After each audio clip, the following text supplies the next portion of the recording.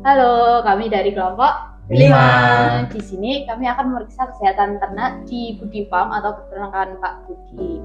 Sebelumnya, perkenalkan, nama saya Anggita Ajeng Arbanisa, NIM H0522024. Saya Aryo Nugraha Indra Saputra dengan NIM H0522033. Saya Aprilania Kebudiati dengan NIM H0522027. Oke, jadi di sini kita langsung ke lokasi kandangnya.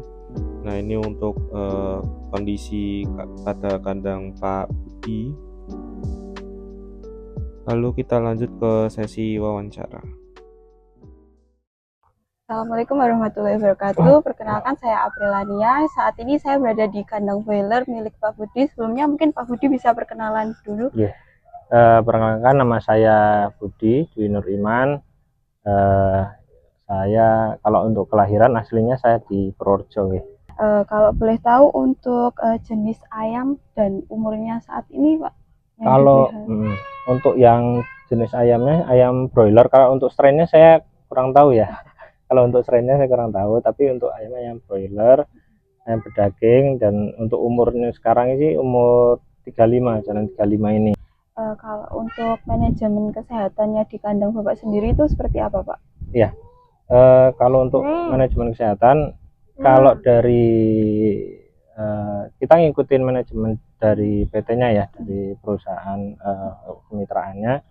Jadi kalau dari kemitraan kan di awal budidaya kayak pas brooding itu umur 1 sampai 3 atau 5 hari itu kan biasanya kasih pemberian antibiotik ya, amoxicillin kayak gitu. Nah, kita juga ikutin program-program obat dari kemitraan gitu.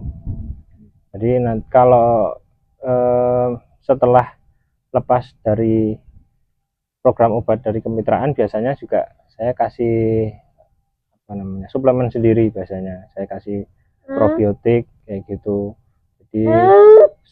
Jadi untuk suplemen pendukungnya, kalau dari perusahaan kan biasanya setelah lepas obat paling vitamin atau air putih aja lah ya, favorit gitu.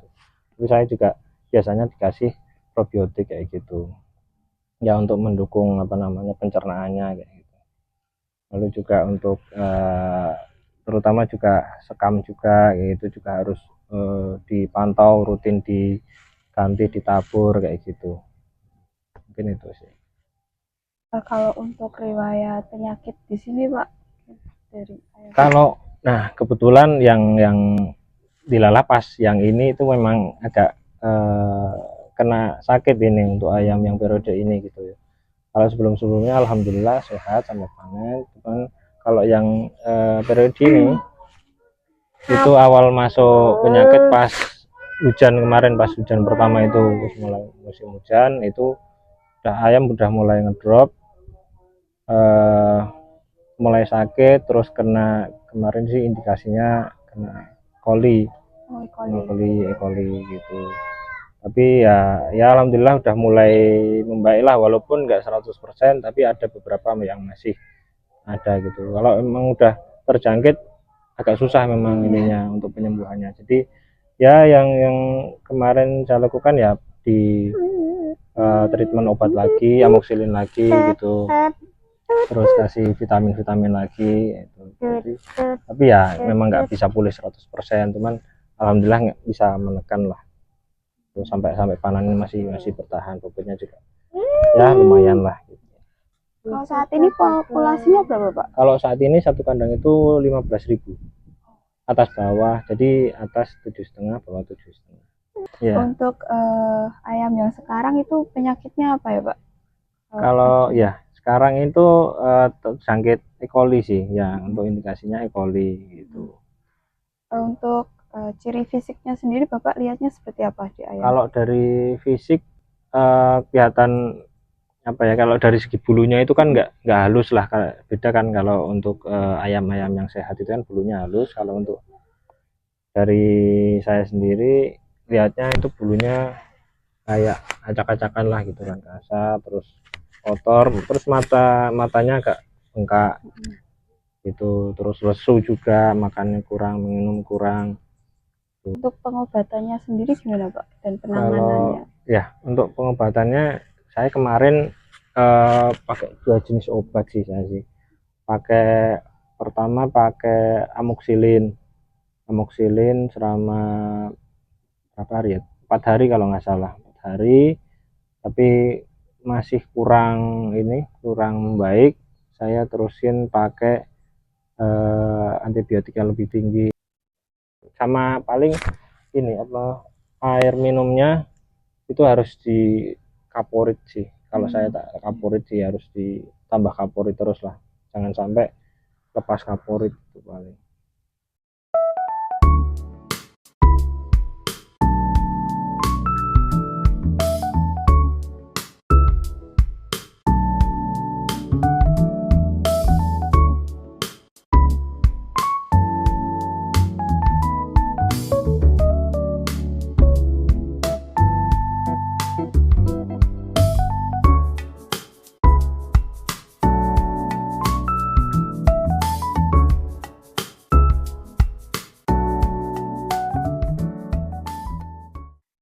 Setelah kami melakukan nekropsi pada 3 ayam yang kami bawa dari peternakan Pak Budi, kami dapat mengetahui penyakit pada ayam tersebut.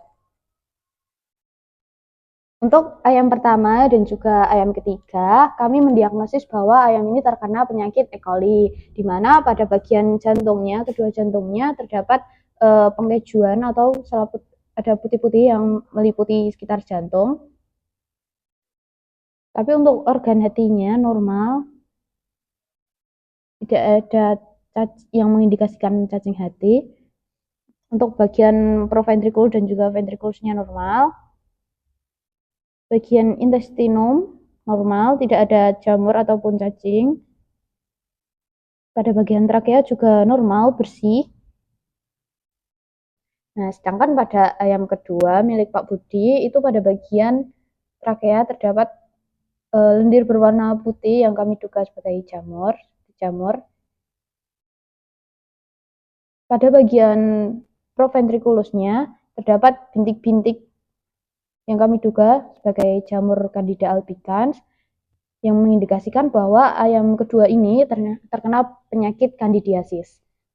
Jadi di peternakan Pak Budi mendiagnosis ayam yang terkena penyakit memiliki penyakit E. coli. Dilihat dari gejala ayamnya seperti tubuh ayam menjadi lemas, mukosa matanya memerah, nafsu makan menurun, dan juga bulunya menjadi kasar. Nah, pengobatan yang dilakukan Pak Budi sendiri seperti pemberian antibiotik, suplemen tambahan, dan juga air minum yang diberi kaporit. Untuk penanganan seperti biosecurity-nya, Pak Budi melakukan penyemprotan disinfektan pada kandangnya yang dilakukan 2 hari sekali. Kemudian penggantian sekam. Jika sekam tersebut sudah terlihat kotor, maka sekam diganti. Pada diagnosisnya Pak Budi itu sesuai dengan hasil nekropsi yang kami lakukan. Pada ayam pertama dan ketiga, kami mendiagnosis bahwa ayam tersebut itu terkena E. coli, dikarenakan pada bagian jantung itu ada seperti kayak keju dan juga bintik putihnya, dan juga air saksnya itu keruh.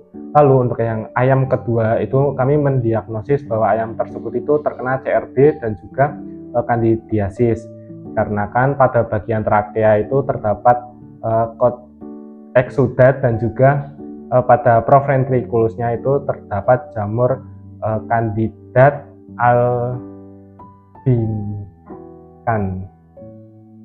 Jadi untuk pencegahan yang dapat dilakukan, saran atau rekomendasi dari kami itu peternak dapat menjaga sanitasi atau kebersihan kandang yang dilakukan secara rutin. Yang kedua itu memberikan pakan yang berkualitas, di mana pakan yang berkualitas ini akan meningkatkan daya tubuh dari ayam tersebut.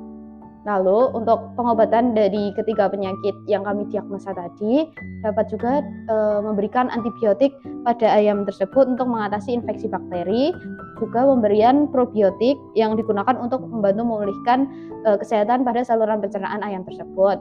Lalu untuk peternak juga bisa melakukan pengobatan untuk memberikan cairan elektrolit guna mengatasi dehidrasi, dan juga pemberian vitamin untuk meningkatkan daya tubuh ayam tersebut. Jadi kesimpulannya, di peternakan Pak Budi terdapat 3 penyakit, yaitu CRD, candidiasis, dan juga E. coli, tapi mayoritas menderita E. coli. Sekian video dari kami. Bila ada kurangnya kami mohon maaf. Kalian pengen tahu apa alasannya? Karena Ayamnya mati di jalan. Terima kasih. bye. Nggak video.